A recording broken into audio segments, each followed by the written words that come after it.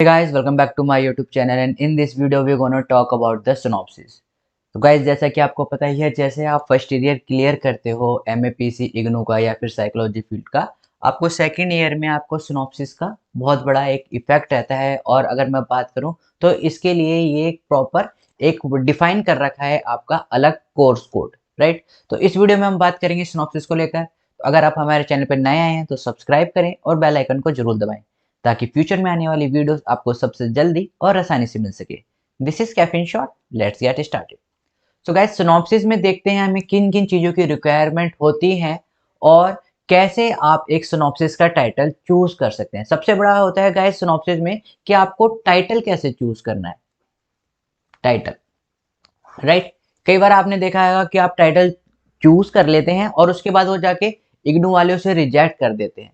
तो दो थिंग आपको याद रखनी है टाइटल को चूज करते वक्त कि एक, आप ऐसा ना करें कि किसी ने आपसे पहले वो टाइटल ले रखा है आप उसको ले लें, राइट। यानी कि ऐसा ना हो कि आपके दोस्त ने भी ले रखा है और आप भी वो ले लें, तो फिर वहां पर क्या जाता है, वहां पर वो प्लेगरिज्म की उसमें जो कह सकते हैं आप एक केस स्टडी में आ जाता है, राइट। तो वो टोटली डिनाई हो जाता है, आपका भी डिनाई हो जाएगा या फिर आपने शेयर करा है अपने दोस्त को तो आप दोनों का डिनाई हो जाएगा, जैसे भी दोनों सेम सेम हो जाते हैं। दूसरी चीज क्या होती है कि ज्यादा आपको इसके इफेक्टिवनेस को देखना है और उसके अकॉर्डिंग ही काम करना है। ऐसा नहीं सोचना है कि हाँ हमें जस्ट मार्क्स चाहिए, हमने यहाँ से परचेज कर लिया वहां से परचेज कर लिया, वो ऑप्शन भी अवेलेबल है। बट आपको क्या करना है, आपको एक लॉजिकली एक सिनॉप्सिस बनाना है। जो बच्चे फर्दर आगे स्टडी करना चाहते हैं, चाहे वो एमफिल हैं चाहे वो पीएचडी हैं, उनके लिए एक तरह से ये आप कह सकते हो वार्म अप मैच है कि आप कैसे सिनॉप्सिस बना रहे हैं। सो आइए बात करते हैं सिनॉप्सिस को लेकर। तो सबसे पहले जब हम सिनॉप्सिस लेते हैं गाइस, सबसे पहले आपको ध्यान रखना होता है कि आपकी टारगेट पॉपुलेशन कितनी है। Target population in the sense कि आप किस पॉपुलेशन पर इफेक्ट कर रहे हैं। पॉपुलेशन मींस आप टीन पर इफेक्ट कर रहे हैं, जो आपका सर्वे है वो टीन को लेकर है, अडोसन को लेकर है, या फिर मेल और या फिर फीमेल को लेकर है, राइट। इन द सेंस एक नॉर्मल कैटेगरी आप टीन पर अपने इफेक्टिव कर रहे हैं, अडोसन एज पर कर रहे हैं या फिर एक अडल्ट एज पर कर रहे हैं। तो this is your target population. Target population में जो आप डाटा कलेक्ट करोगे वो आपका 80 टू 100 होना चाहिए, राइट। एटलीस्ट की मैं बात कर रहा हूँ गाइस, एट मैक्स आप कितना भी कर सकते हो, लेकिन एटलीस्ट जब मैं बात कर रहा हूँ डेट मीन्स आपके पास कम से कम 80% के डाटा जरूर होने चाहिए, 80% के आपके पास डाटा जरूर होने चाहिए। तभी आप किसी का उसमें कोरिलेशन या फिर कोई भी मेथड लगा के एक क्या उसे प्रूफ कर सकते हो। सेकंड थिंग आपको याद रखना है कि आप क्या हाइपोथेसिस लेके चल रहे हो, क्या आपकी प्रॉब्लम है, राइट। आप डिफाइन करोगे टाइटल में कि आप क्या बताना चाह रहे हो, आप उसको कैसे रिलेट करते हो, आप उसके लिए क्या क्या देखना चाहते हो। तो एक प्रॉपर टाइटल जो होता है, आप उसमें अपनी जो प्रॉब्लम है उसको पर्टिकुलरली डिफाइन करोगे ताकि पता चल जाए कि हाँ हम इस चीज पर रिसर्च करना चाहते हैं, इस चीज पर हमने सिनॉप्सिस बनाया है। तो जो टाइटल होगा उसमें आपकी प्रॉब्लम जस्टिफाई होनी चाहिए। थर्ड पॉइंट आपके लिए यहाँ पर है कि दो साइकोलॉजिकल और दो डेमोग्राफिक वेरिएबल होने चाहिए, राइट। नाउ आइए देखते हैं साइकोलॉजिकल क्या होते हैं और डेमोग्राफिक वेरिएबल क्या होते हैं। आई होप आपको पता हो, लेकिन फिर भी अगर नहीं पता है तो हम आपको नोन कर देते हैं। यहाँ पर डेमोग्राफिक वेरिएबल वो होते हैं जैसे कि आपका एज, सेक्स, मेल है फीमेल है, कितनी एज है ना। ये आपके क्या हो गए, ऑक्यूपेशन, ये भी आपका क्या हो गया, डेमोग्राफिक वेरिएबल हो गया, राइट। तो कोई भी आपको दो डेमोग्राफिक वेरिएबल लेने हैं जिनसे एटलीस्ट की मैं बात कर रहा हूँ गाइस, मैक्स की बात नहीं होती है। मैक्स आप 4 भी ले सकते हो, 5 भी ले सकते हो, 10 भी ले सकते हो। एटलीस्ट आपको दो डेमोग्राफिक वेरिएबल लेने ही होंगे, आपके अपने टाइटल में उनको इंक्लूड करना ही होगा, राइट। डेमोग्राफिक वेरिएबल, जो वेरिएबल आपके जैसे कि एक पर्सनल को या फिर एक क्वालिटी को डिफाइन करते हैं, राइट। जैसे कि किस एज पर आप अपनी जो है रिसर्च है उसको यूज कर रहे हो, किस सेक्स पर आप उसको रिसर्च कर रहे हो, मेल पर्टिकुलर कर रहे हो, दोनों सेक्सेस को लेके चल रहे हो या खाली फीमेल्स पे ऊपर कर रहे हो, राइट। तो दो डेमोग्राफिक वेरिएबल हो गए। दो साइकोलॉजिकल वेरिएबल, आप एग्जांपल ले सकते हो, सपोज करिए इंटेलिजेंस, आप दूसरा ले सकते हो क्रिएटिविटी। ये आपके कौन से हो गए, ये आपके हो गए साइकोलॉजिकल वेरिएबल। कोई भी दो आप ले सकते हो, जरूरी नहीं है आप इंटेलिजेंस और क्रिएटिविटी ले सकते हो, आप स्पिरिचुअलिटी भी ले सकते हो, राइट। आप ले सकते हो कोई भी आपकी क्रिएटिविटी थॉट्स, या फिर आप ले सकते हो लीडरशिप, ह्यूमरस, कोई भी आपके एनी थॉट जो साइकोलॉजिकल हो, राइट। आपको दो ऐसे एटलीस्ट लेकिन ध्यान के रखना है कि दो साइकोलॉजिकल आपके वेरिएबल होंगे, दो आपके डेमोग्राफिक वेरिएबल होंगे, राइट। नाउ नेक्स्ट पॉइंट क्या करना है कि आपको जो स्केल आप यूज करोगे वो आपको स्केल जो होगा एक स्टैंडर्डाइज्ड मेजरेबल स्केल होगा। कई बार क्या करते हैं बच्चे, प्रोजेक्ट बनाते हैं, प्रोजेक्ट बनाने से पहले देखते नहीं है कि उसका स्केल अवेलेबल है या नहीं है। ये गाइस बहुत ही इंपॉर्टेंट पॉइंट है, इस चीज को हमेशा याद रखना। आप उसी चीज पे प्रोजेक्ट या फिर सिनॉप्सिस लिखें जिसके स्केल्स इजी लेवल अवेलेबल है। अदरवाइज बच्चे क्या करते हैं कि पहले प्रोजेक्ट का टाइटल बना लिया या फिर परचेज कर लिया, और उसके बाद जब वो स्केल करते हैं, स्केल का यूज करते हैं, तो स्केल इजिली अवेलेबल है ही नहीं। क्या करना पड़ता है उनको, वो स्केल परचेज करना पड़ता है फॉरेन कंट्री से या फिर फॉरेन ऑथर से जिसके अंडर वो है, और उसकी कॉस्ट उन्हें और महंगी पड़ जाती है।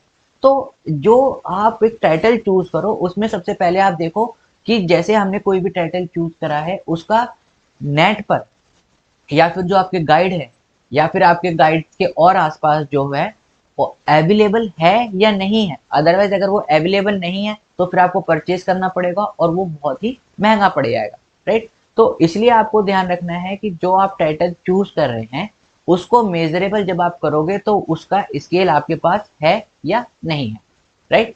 नाउ नेक्स्ट पॉइंट की ओर देखते हैं। राइट, सबसे पहले आपको क्या लिखना है, अब हम बात कर रहे हैं सिनॉप्सिस के अंदर। ये आपको चीजें थी जो आपको मेन में यहाँ तक जो आपकी ये चीजें थी ये आपको बताती हैं कि एक टाइटल से स्टार्टिंग करने से पहले आपको किन किन बातों का याद रखना है। मेन ये चीज है आपकी टाइटल के लिए, किन किन बातों का आपको याद रखना है। नाउ अब टाइटल के अंदर की बात करते हैं। सबसे पहले आपको क्या लिखना है, आपको इंट्रो लिखना है। इंट्रो में आप क्या बताओगे, उसके बारे में हर एक चीज बताओगे कि आपने कैसे स्टार्ट करा है, किस हिसाब से आपके जो उसकी डेफिनेशन है, क्या क्या उसके बारे में रिसर्च हो रखी है, राइट। तो आप बताओगे उसके बारे में क्या क्या रिसर्च हो रखी है, अभी तक क्या क्या फाइंडिंग हो रखी है। प्लस आप फिर इंट्रो में बताओगे कि हम अपनी क्या क्या फाइंडिंग इसमें इन्वॉल्व करना चाहते हैं, हम क्या इसके ऊपर अपने जो थीसिस है वो देना चाहते हैं। रिव्यू ऑफ लिटरेचर में क्या आएगा गाइस, कि रिव्यू ऑफ लिटरेचर में जो अभी मैंने आपको बताया कि इसके ऊपर क्या क्या रिसर्च हो रही है। सपोज करिए आपने कोई भी डाला है, सपोज करिए आप ले रहे हैं, एक मैं टाइटल ले लेता हूँ कि effect of intelligence on the personality. Intelligence का हम इफेक्ट देख रहे हैं किसके ऊपर, पर्सनैलिटी के ऊपर, राइट। तो आप क्या करोगे, आप पहले रिव्यू ऑफ लिटरेचर करोगे इंटेलिजेंस के बारे में। उसमें आप बताओगे कि इंटेलिजेंस कहाँ से स्टार्ट हुआ, कैसे मेजर करते हैं, क्या क्या उसके टूल्स हैं, राइट। ये सारी चीजें आपकी क्या आएंगी, पूरे सिनॉप्सिस में आएंगी, अभी मैं आपको बता चलूंगा। रिव्यू ऑफ लिटरेचर में आप क्या लिखोगे कि वो कैसे अराइज हुआ, किस किस ने क्या क्या उसके ऊपर रिसर्च कर रखी है, right. This is your review of literature. Now rational of study क्या होती है कि आप, अभी मैंने आपको बताया रेशनल ऑफ स्टडी में यहाँ आप बताओगे कि आप क्या उस पर न्यू करना चाहते हैं, राइट, डिफरेंट फ्रॉम द अब कि जो अभी तक स्टडी हो रखी है उससे आप क्या डिफरेंट कर रहे हैं। सपोज करिए किसी ने कह रखा है कि इंटेलिजेंस का इफेक्ट आपका पर्सनैलिटी पे पॉजिटिवली पड़ता है, तो आप उसको डिनाई तो नहीं कर सकते, लेकिन फिर भी आप कहोगे कि इट माइट बी पॉसिबल, या फिर आप दिखाओगे कि हाँ एक पर्टिकुलर, जरूरी नहीं है कि अगर आप टीन को लो तो उस पर भी वही इफेक्ट पड़े, आप अडोसन एज पे लो तो उस पर भी वही इफेक्ट करे। तो आप उसमें कुछ न्यू ऐड करोगे, that is your rational of study, कि आप क्या बताना चाहते हैं उसके ऊपर। जो पहले फाइंडिंग हो रखी है वो तो हो रखी है, लेकिन आप क्या बताना चाहते हैं, that is your rational of study, उस पर न्यू क्या आप बताना चाहते हैं। नेक्स्ट आपका पॉइंट होगा ऑब्जेक्टिव, क्या आप उसमें ढूंढ रहे हैं। हाइपोथेसिस, आई होप आपको सबको क्लियर हो, मैंने बहुत बार बता रखा है इन सारी चीजों को। आप हाइपोथेसिस कैसे इसके करोगे, हाइपोथेसिस आप तब प्रूव करोगे जब आपके पास डाटा आ जाएगा, डाटा आ जाएगा उसके बाद आप इसमें टेस्ट लगाओगे, राइट।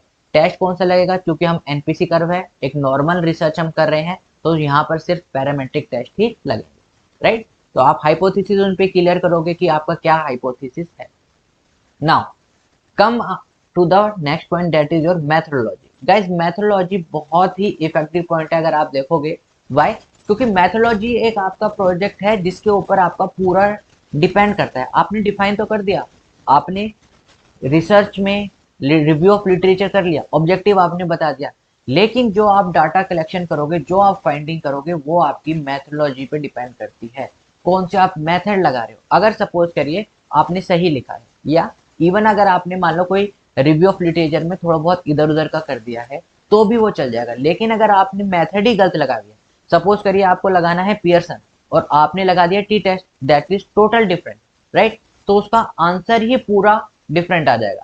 तो मैथोलॉजी में हमेशा ध्यान रखना है कि आप कौन से मेथड पे अप्रोच कर रहे हो, जो आपका डाटा कलेक्शन है या फिर जो आपका टाइटल है, depend upon your demographic variable and psychological variable, you have to choose a particular और the correct way of the method.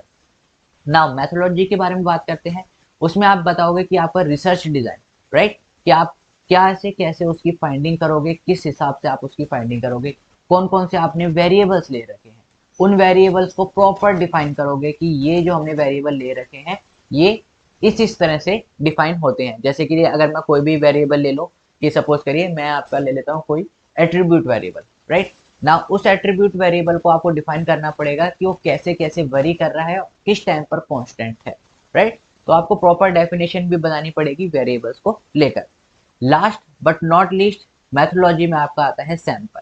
मैंने आपको अभी ऊपर बता ही रखा है, सैंपल आपका कितना होना चाहिए, 80 to 100, ना 80 से कम होना चाहिए। 100 मतलब इन द एक लाभ लपसम ले सकते हो, 100 से ओवर भी चले जाएगा तो उसमें कोई इफेक्ट नहीं है, लेकिन मिनिमम आपको 80% चाहिए होंगे to conduct your research, to prove your result, और you can say to prove your hypothesis. Now sample की बात करते हैं, सैंपल में क्या कहेगा, सैंपल टेक्निक, कौन सी आप टेक्निक यूज कर रहे हो पर्टिकुलर उस पॉइंट को लेकर। सैंपल का साइज मैंने अभी आपको बताया है, इंक्लूजन टेक्निक यूज कर रहे हो या फिर एक्सक्लूजन। इंक्लूजन क्या होता है गाइस, जैसे आप, मैं कह रहा हूँ कि मैं रिसर्च कर रहा हूँ सिर्फ और सिर्फ दिल्ली के स्टूडेंट्स पर, दैट इज योर इंक्लूजन। लेकिन मैं कह रहा हूँ कि मैं होल इंडिया में से जो मेरे जो पार्टिसिपेट है, जो मेरा सैंपल साइज है, वो मैंने कुछ चीज़ों को दिल्ली से भी लिया है, कुछ बच्चों को मैंने मुंबई से भी लिया है, कुछ चीज़ों को मैंने लखनऊ से, कुछ यूपी से, कुछ आप कह सकते हो महाराष्ट्र से, राइट, कुछ को मैंने ले लिया है एमपी से। That is your exclusion. Inclusion means कि आपने जो आज सर्वे करा है वो एक पर्टिकुलर बाउंडेड है। एक्सक्लूजन कि आपने बाउंड नहीं रखा है, आपने डिफरेंट डिफरेंट सैंपल्स कलेक्ट करे, right. This is your inclusion and exclusion, ये भी आपको बताना पड़ेगा। एंड देन आपको टूल्स, क्या क्या आप टूल्स यूज कर रहे हो, किन टूल्स की आपकी रिक्वायरमेंट है और किन टूल्स को आप यूज करना चाहते हो। डाटा कलेक्शन, डाटा कलेक्शन अगर आप देखोगे रिसेंटली लास्ट 2 ईयर से ऑनलाइन चल रहा है, इसके थ्रू आपका गूगल फॉर्म्स के through,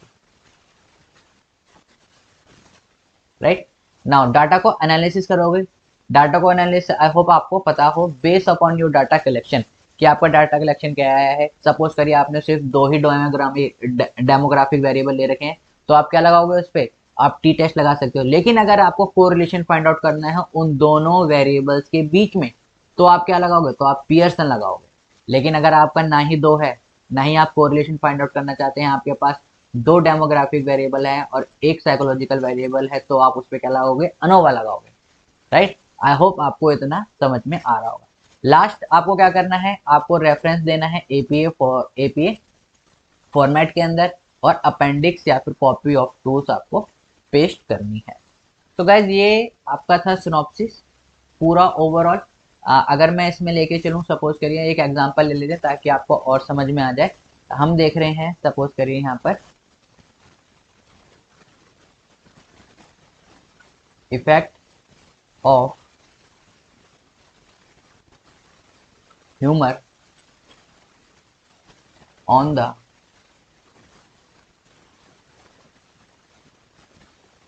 personality of individual in